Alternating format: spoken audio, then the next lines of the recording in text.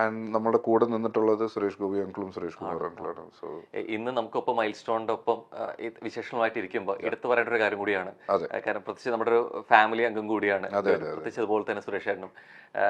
ഈ അച്ഛന്റെ വിയോഗത്തിലും അല്ലെങ്കിൽ പ്രധാനമായിട്ട് പെങ്ങളുടെ ഒരു കല്യാണം വരുന്ന സമയത്താണെങ്കിലും അച്ഛന്റെ സ്ഥാനത്ത് നിന്ന് അല്ലെ, സുരേഷ് ചേട്ടനാണെന്നുണ്ടെങ്കിലും രാജി ചേച്ചിയാണെന്നുണ്ടെങ്കിലും ഒക്കെ ഒപ്പം നിന്ന് കണ്ട അതാണ് ആ സ്ഥാനം. മമ്മൂക്കയാണെന്നുണ്ടെങ്കിലും ഒപ്പം മാനേജ് അങ്ങനെ ഒരു സാന്നിധ്യം അവിടെ. ഈ വിയോഗം അല്ലെങ്കിൽ നിങ്ങൾക്ക് ഒരു മിസ്സിംഗ് ഒരു രീതിയിൽ വരുത്തരുതെന്നുള്ളൊരു ദൃഢനിശ്ചയം ഉണ്ടായിരുന്നു. അത് അച്ഛന്റെ ബ്ലെസ്സിങ്സ് ആയിട്ട് തന്നെയാണ് കരുതുന്നത്. അച്ഛൻ എന്തുമാത്രം അവരുമായിട്ട് റിലേഷൻഷിപ്പ് മെയിൻറ്റെയിൻ ചെയ്തിരുന്നു എന്നുള്ളതിന്റെ ഒരു റിഫ്ലക്ഷൻ ആയിട്ടാണ് ഞങ്ങളത് കാണുന്നത്. പിന്നെ സുരേഷ് ഗോപി അങ്കിളുടെ കാര്യത്തിൽ പ്രത്യേകം പറയണമെങ്കിൽ സുരേഷ് ഗോപി അങ്കിൾ ഇങ്ങനെയാണ്. പിന്നെ ഇപ്പോ എനിക്ക് മാത്രമല്ല, ഞങ്ങൾക്ക് മാത്രമല്ല, പേഴ്സണലി അല്ല, സുരേഷ് ഗോപി അങ്കിളുടെ കൂടെ പല ചാരിറ്റി വർക്ക്സ് ചെയ്യുന്ന ആൾക്കാരുണ്ട് സുരേഷ് ഗോപി അങ്കിൾ. അത് അങ്കിൾ ഒന്നും കണ്ടിട്ടൊന്നുമല്ല. He's generally like that.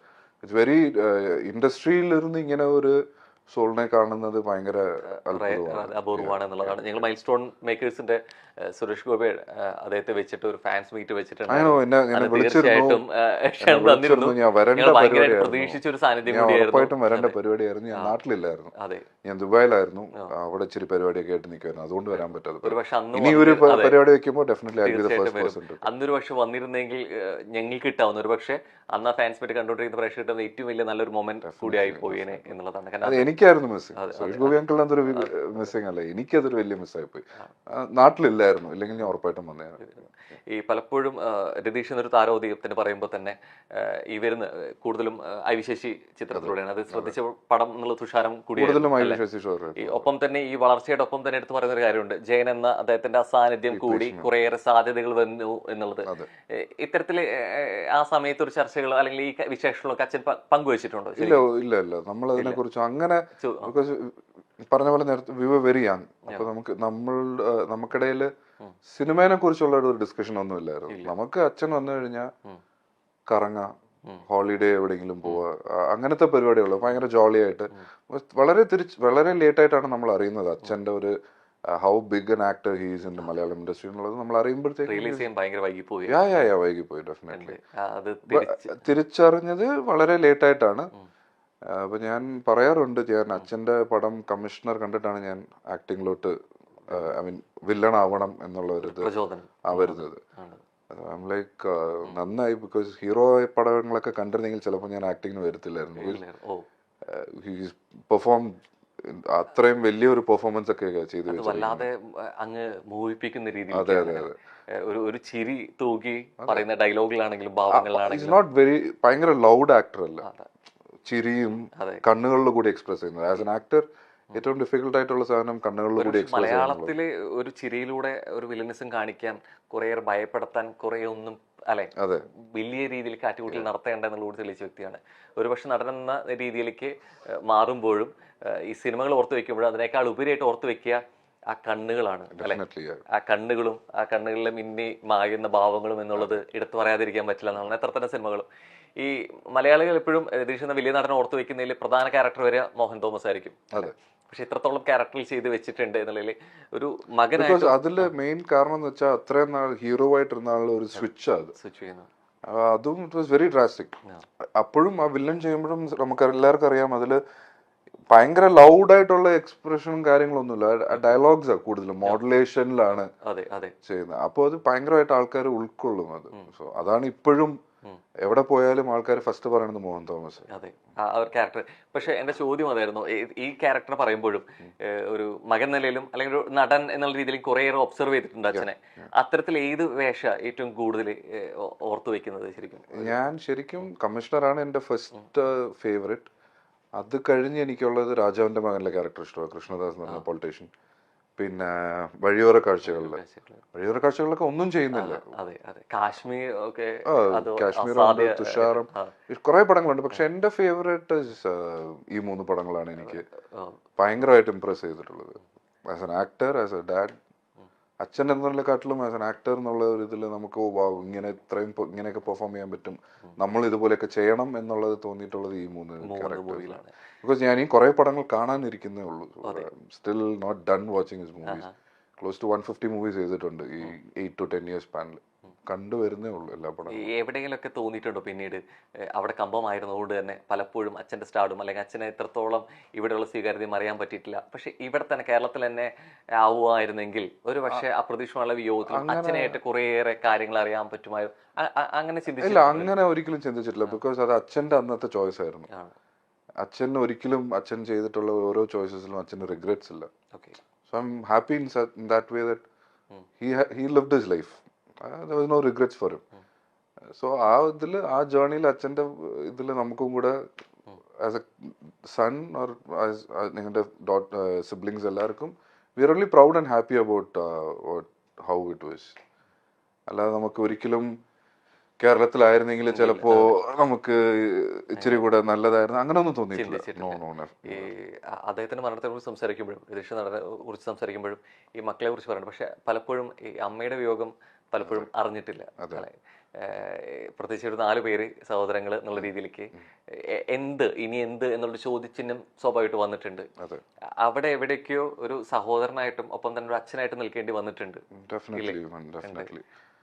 അത് ടോട്ടലി അൺഎക്സ്പെക്റ്റഡ് ആയിരുന്നു. ബട്ട് സർട്ടൻ സിറ്റുവേഷൻസ് നമ്മളെ റിയാക്ട് ചെയ്യിപ്പിക്കും. Like you have to face the reality എന്നുള്ളത്. ആൻഡ് എൻ്റെ ഏറ്റവും വലിയ സ്ട്രെങ്ത് എന്ന് പറയുന്നത് ഞങ്ങൾ സിബ്ലിങ്സ് തന്നെയാണ്, എൻ്റെ സിബ്ലിങ്സ് തന്നെയാണ്. എന്നെ ഒരാളായിട്ട് എനിക്ക് ആ റെസ്പോൺസിബിലിറ്റി എടുക്കേണ്ടി വന്നില്ല. ഞങ്ങൾ 4 പേരും ഭയങ്കര അണ്ടർസ്റ്റാൻഡിങ്. ശരിക്കും താഴെയാണ് അല്ലെങ്കിൽ എൽഡർ ആയിട്ട് ഒരാൾ ചെയ്യട്ടെ എന്നൊന്നും വിചാരിച്ചു അത് വന്നിട്ടില്ല. അതാണ് ഞാൻ പറയുന്നത്. സോ ആ ഞങ്ങൾ തമ്മിലുള്ള ബോണ്ടിങ് ആണ് ഞങ്ങൾ 4 പേരുടെ സ്ട്രെങ്ത്. പിന്നെ നേരത്തെ പറഞ്ഞ പോലെ ഞങ്ങളെ ഗൈഡ് ചെയ്യാൻ സുരേഷ് ഗോപി അങ്കിളും സുരേഷ് കുമാർ അങ്കിളും ഉണ്ടായിരുന്നു ആ സിറ്റുവേഷനിൽ. അവരുടെ അന്നത്തെ ഹെൽപ്പും കാര്യങ്ങളും യു ക്യാൻ നെവർ എക്സ്പ്ലെയിൻ, വേർഡ്സിൽ പറഞ്ഞ് ലിമിറ്റ് ചെയ്യാൻ പറ്റില്ല. അത് ഇപ്പോഴും കണ്ടിന്യൂ ആവുന്നുണ്ട്. ബിക്കോസ് അവരുടെ ഈ 2 വ്യക്തികൾ മാത്രമല്ല, ഞാൻ അവർ 2 പേരെയും പറയുമ്പോൾ അവരുടെ ഫാമിലിയും കൂടെ. അവരും ഇപ്പൊ ഞങ്ങൾ 4 പേരും ഉണ്ടായിരുന്നത് സുരേഷ് ഗോപി അങ്കിളുടെ മക്കളുമായി, സുരേഷ് കുമാർ അങ്കിളുടെ മക്കളുമായി. ഞങ്ങൾ എല്ലാവരും ഞങ്ങൾ ട്രിവാൻഡ്രം ഷിഫ്റ്റ് ആകാൻ കാരണം തന്നെ അതാണ്, അവർ 2 പേരും അവിടെ ഉള്ളതുകൊണ്ട്. അല്ലെങ്കിൽ ഞങ്ങൾ എപ്പോഴും ഇവിടെ ഗോൺ ബാക്ക് ടു തമിഴ്നാട്. ഞങ്ങൾ ചിലപ്പോൾ വരുത്തേയില്ലായിരുന്നു. Maybe it would have happen some time, maybe, അറിയത്തില്ല. അവരുള്ളത് കൊണ്ടാണ് ഞങ്ങൾ ട്രിവാൻഡ്രത്തോട്ട് ഷിഫ്റ്റ് ആയത്. ഈ പലപ്പോഴും അച്ഛന്മാർ ഉള്ള സിനിമയിൽ മക്കൾ വരുന്ന രീതിയിലേക്ക് നമ്മൾ സോകോൾ നെപ്പോ കിഡ്സ് ഒക്കെ എന്ന് വിളിക്കുമ്പോഴും അവരുടെ സാന്നിധ്യത്തിൽ വന്നവരാണ്. ഇപ്പോ പലരാജ് അത് പറയുകയാണെന്നുണ്ടെങ്കിൽ അത്തരത്തിൽ വന്നാണെങ്കിൽ പോലും അച്ഛന്റെ സാന്നിധ്യം ഉണ്ടായിരുന്നില്ല. എവിടേക്കോ നമ്മൾ സപ്പോർട്ട് ചെയ്യുന്നുണ്ടെങ്കിൽ പോലും ഈ വഴി അത്രത്തോളം ഈസി ആയിരുന്നില്ല, അല്ലെ? നമുക്ക് ആഗ്രഹമുണ്ട്, നമുക്ക് കഴിവുണ്ട്, പക്ഷെ എവിടേക്ക് കുറച്ച് ഡിഫിക്കൽട്ട് ആയിരുന്നു എന്നുള്ളത് ഡെഫിനറ്റ്ലി ഒരു ചാൻസ് ആയിട്ട് കിട്ടാൻ അത് എളുപ്പമായിരുന്നു. അത് ഞാൻ ഒരിക്കലും എനിക്ക് നിഷേധിക്കാൻ പറ്റില്ല. ബിക്കോസ് ഫസ്റ്റ് മൂവി തന്നെ മമ്മൂക്കയുടെ വില്ലനായിട്ട് ചെയ്യാൻ പറ്റിയത് ദാറ്റ്സ് നോട്ട് വെരി ഈസി. അപ്പൊ അത് അച്ഛന്റെ ആ ഒരു ഇൻഫ്ലുവൻസും കാര്യങ്ങളും ഉള്ളതുകൊണ്ടാണ്. പിന്നെ അത് കഴിഞ്ഞ് ഇപ്പൊ 10 years ആയി ഞാൻ ക്ലോസ് ടു ഒരു 20 മൂവീസ് ചെയ്തിട്ടുണ്ട്. ആ കിട്ടിയ ചാൻസ് നിലനിർത്തുക എന്നുള്ളത് is not a easy job. ഇപ്പൊ എനിക്ക് ഫസ്റ്റ് മൂവി മമ്മൂക്കയുടെ പടത്തിൽ എനിക്ക് ചാൻസ് കിട്ടി. 2ാമത്തെ പടവും മമ്മൂക്കയുടെ കൂടെ ചെയ്യാൻ പറ്റി. ഇനിയിപ്പോ വീണ്ടും ചെയ്യണമെങ്കിൽ രതീഷിന്റെ മകനെന്നുള്ള ആ ഒരു ടൈറ്റിൽ മാത്രം പോരാ, അത് മാത്രം പോരാ. ഞാൻ എന്റെ കേപ്പബിലിറ്റീസും പൊട്ടൻഷ്യലും അത് എനിക്ക് ചെയ്യാൻ പറ്റിയത് ഈ പടത്തിലാണ്. DNA-ലാണ് എനിക്ക് ചെയ്യാൻ പറ്റിയത്. ബിക്കോസ് ഇതുവരെ എനിക്ക് കിട്ടിയിട്ടുള്ള റെസ്പോൺസിലിരുന്ന് മാറിയുള്ള റെസ്പോൺസാണ് ഞാൻ ചെയ്തിട്ടുള്ള ക്യാരക്ടറിന് കിട്ടാനുള്ളത്. ഏറ്റവും കൂടുതൽ സംതൃപ്തി നൽകിയത് DNA ഡെഫിനറ്റ്ലി, നോ ഡൗട്ട്. അതിന്റെ ഫുൾ ക്രെഡിറ്റ് എനിക്ക് തരേണ്ടത് സുരേഷ് ബാബു സാറിന് തന്നെയാണ്. ബിക്കോസ് ആ പടം ചെയ്തപ്പോൾ ഇത് ത്രൂ ഔട്ട് ഉള്ള ഒരു ക്യാരക്ടർ ഞാൻ ഇതുവരെ ചെയ്തിട്ടില്ല. ഇങ്ങനെ ഒരു ലെങ്തി ക്യാരക്ടർ ഞാൻ ചെയ്തിട്ടില്ല. First time I am doing it. അപ്പോൾ ആ ക്യാരക്ടർ ചെയ്യാൻ എനിക്ക് സുരേഷ് ബാബു സാർ തന്ന കോൺഫിഡൻസ്, സെറ്റിൽ പലപ്പോഴും പല ഷോട്ട്സിലും എനിക്ക് തോന്നിയിട്ടുണ്ട്, അയ്യോ നമുക്ക് ചെയ്തത് ശരിയായില്ലല്ലോ, നമുക്ക് ഒന്നുകൂടെ ചെയ്യണം. അപ്പോൾ സുരേഷ് ബാബു സാർ പറഞ്ഞു ഇല്ലല്ലോ അത് ശരിയാ, ഒരിക്കലും പ്രഷർ എടുത്തില്ല. ചില ഷോട്ട്സ് എങ്ങാനും ശരിയായില്ലെങ്കിൽ പുള്ളി മാക്സിമം പറഞ്ഞാൽ പറയും പപ്പ ഒന്നുകൂടെ ഒന്ന് ചെയ്യാം, നമുക്ക് ശ്രദ്ധിച്ച് ചെയ്യണം, അത്രേ ഉള്ളൂ. അത് പിന്നെ തിയേറ്ററിൽ വരുമ്പോൾ എനിക്ക് നല്ല ടെൻഷൻ ഉണ്ടായിരുന്നു ഇത് എന്താവും. ബിക്കോസ് ഫസ്റ്റ് ടൈമാണ് ഞാൻ ത്രൂ ഔട്ട് ചെയ്യുന്നത്. തിയേറ്ററിൽ നിന്ന് നല്ല റെസ്പോൺസാണ് കിട്ടുന്നത്. എനിക്ക് സസ്പെൻസ് ആയതുകൊണ്ട് എനിക്ക് പലതും പറയാൻ പറ്റില്ല, ക്രൈം ത്രില്ലർ ആയതുകൊണ്ട്. But very happy with the response. മുമ്പ് ദുൽഖർ പറഞ്ഞൊരു കാര്യമുണ്ട്, എനിക്ക് കുറെ നല്ലത് പറയിപ്പിക്കാൻ തന്നെ അപ്പുറത്തേക്ക് വാപ്പ ചെയ്തു വെച്ച കാര്യങ്ങൾക്ക് ദോഷം പറയിപ്പിക്കാതിരിക്കണം എന്നുള്ളതുണ്ട്. ഇത് എവിടേക്ക് ഒരു പ്രഷറാണ് അല്ലെ? കാരണം ഇത്രയും വേഷങ്ങൾ ചെയ്തു വെച്ചൊരു നടൻ ഈ രൂപം കൊണ്ട് കൂടി വരുമ്പോ എവിടേക്കും ഒരു കമ്പാരിസൺ പ്രേക്ഷകർ ഭാഗത്തുനിന്നുണ്ടാവും അല്ലെ? അച്ഛൻ ചെയ്തു വെച്ച് ഇങ്ങനെയാണ്, ഇനി വരാൻ പോകുന്ന ഇത്തരത്തിലായിരിക്കും എന്നുള്ളത് അല്ലെ? ഇത് ശരിക്കും നൽകുന്നത് ഒരു പ്രഷറാണോ അതോ അതിനേക്കാളേറെ സന്തോഷം? എന്താ കൂടുതൽ സന്തോഷമാണ്, പക്ഷെ അതേപോലെ പ്രഷറുമാണ് ബ്രോ. എന്താ പറയാ, ലൈക്ക് അച്ഛനെ പോലെ ആണെന്ന് പറയുമ്പോൾ നമുക്ക് സന്തോഷമുണ്ട്. അത് പറയുമ്പോൾ തന്നെ അടുത്തത് അവര് പറയണ്ട, നമ്മൾ തന്നെ അത് ഓവർ തിങ്ക് ചെയ്ത് നമ്മൾ തന്നെ തിങ്ക് ചെയ്ത് പ്രഷർ ആവും. Definitely will have to deliver. അവർ അച്ഛനെ പോലെയെന്ന് പറയുമ്പോൾ അവർ നമ്മുടെ അടുത്ത് നിന്ന് എക്സ്പെക്ട് ചെയ്യുന്നതും അച്ഛൻ്റെ ഒരു ലെവൽ ഓഫ് പെർഫോമൻസസും കാര്യങ്ങളൊക്കെയാണ്. പക്ഷേ I try not to imitate. അച്ഛൻ്റെ സ്റ്റൈൽ ചെയ്യാൻ പറ്റത്തില്ല.